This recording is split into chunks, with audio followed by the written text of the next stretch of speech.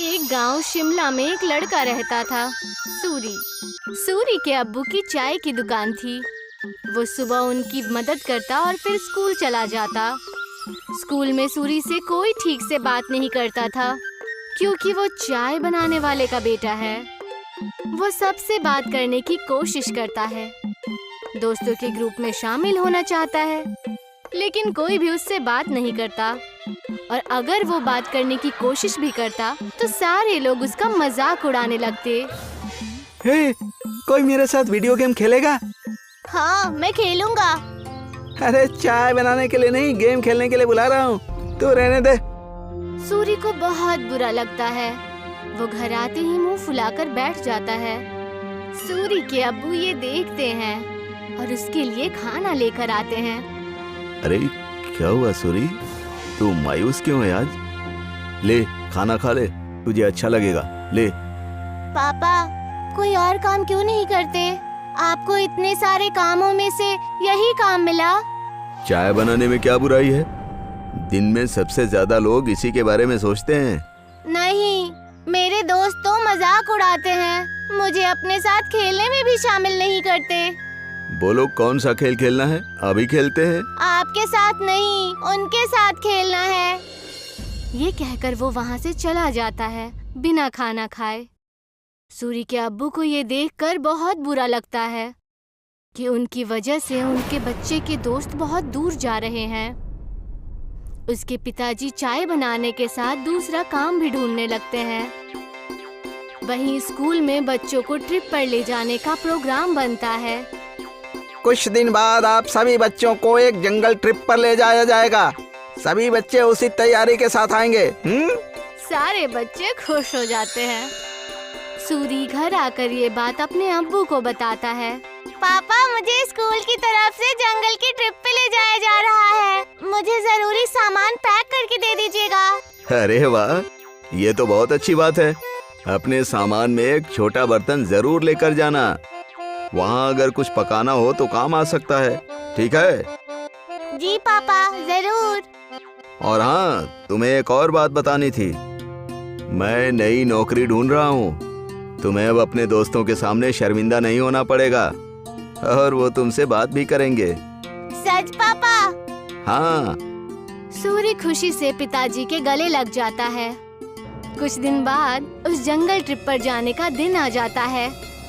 सब उस जंगल में पहुंचने के बाद ट्रैकिंग शुरू कर देते हैं। मैं सबको 4 ग्रुप में बांटूंगा, जिसमें एक लीडर भी होगा। वो सब एक साथ में रहेंगे और अपना काम करेंगे। सब अपने लीडर की बात मानेंगे, समझ गए ना? सब अपना बैग लेकर ट्रैकिंग शुरू करते हैं। अरे किसको लीडर बना दिया है? इसको तो चाय के अलावा कुछ नहीं आता। सब हंसने लग जाते हैं। सूरी को बहुत बुरा लगता है। कुछ दूर चलने के बाद वो थक जाता है। चलो यहाँ रुक जाते हैं, थोड़ा खा पी भी लेते हैं। बाकी सभी मान जाते हैं और रुक जाते हैं। नहीं, हम नहीं रुक सकते। अगर हम रुके तो लेट हो जाएंगे और कुछ ही देर में अंधेरा भी होने वाला है। लो, लीडर बना दिया तो अब हम पे हुक्म चला रहा है। नहीं, हम नहीं चलेंगे। तुझे जाना हो तो जा। हम थोड़ा नाश्ता करने के बाद ही ट्रैकिंग शुरू करेंगे। तू जा।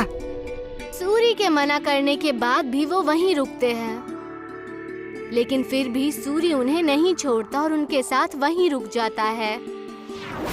कुछ ही देर में टीचर और बाकी के बच्चे आगे निकल जाते हैं और वो वहीं रह जाते हैं। थोड़ी देर आराम और नाश्ता करने के बाद वो अपनी ट्रैकिंग शुरू करते हैं, लेकिन जल्द ही सूरज डूब जाता है और अंधेरा हो जाता है। अरे ये तो अंधेरा हो गया, अब तो रास्ता भी समझ में नहीं आ रहा। बाकी बच्चे भी डरने लग जाते हैं। कुछ ही वक्त में ऐसा मोड़ आ जाता है जहाँ से रास्ता पता करना मुश्किल हो जाता है और उन्हें वहीं ठहरना पड़ता है। अब तो मुझे भी रास्ता नहीं पता। मेरे ख्याल से हमें आवाज लगानी चाहिए। तुरंत ही वो चारों टीचर और अपने क्लास के विद्यार्थियों को आवाज लगाते हैं, लेकिन बात नहीं बनती। हाँ, टीचर, टीचर, अरे कोई हमें सुन रहा है? हम खो गए हैं, कोई है? सब चिल्लाते हैं लेकिन कोई भी जवाब नहीं आता। लगता है हम बहुत पीछे रह गए हैं। हमें आगे का रास्ता नहीं पता, इसीलिए हमें यहीं रुक जाना चाहिए। हो सकता है अगर आगे गए तो रास्ता भटक जाएं। नहीं, हमें कोशिश करनी चाहिए। क्या मालूम हम सही जगह पहुंच जाएं। रात बहुत हो चुकी है, जानवरों का भी डर है। टीचर थोड़ी देर में हमें खोजते हुए आ ही जाएंगे। हमें यहीं रुकना चाहिए। सबको उसकी बात ठीक लगती है और वो लोग वहीं रुक जाते हैं।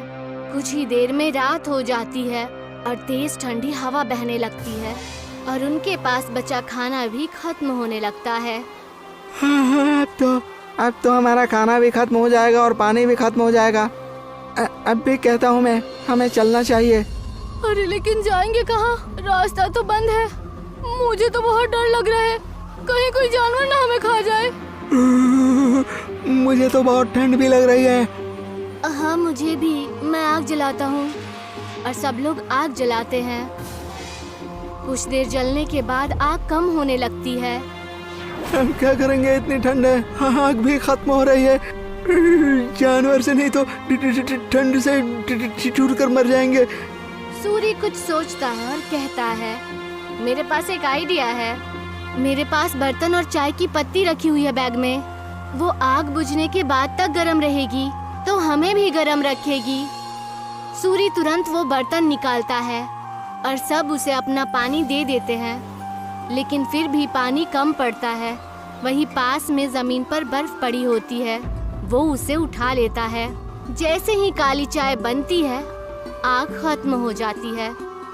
सबको बहुत अच्छा लगता है। उसे पीने के बाद सब तारीफ भी करते हैं, लेकिन अयन सिर्फ चुपचाप चाय पीता है। कुछ ही देर में उन्हें पत्तियों की आवाज आती है और वो अपने पीछे की तरफ देखते हैं। वो देखते हैं कि उनके टीचर आ रहे हैं। सब राहत की सांस लेते हैं। कैंप में पहुंचने के बाद जब टीचर उनकी तारीफें करते हैं तो अयन कहता है कि वो महफूज उनके लीडर सूरी की वजह से है। ये सुनकर सूरी को बेहद खुशी होती है।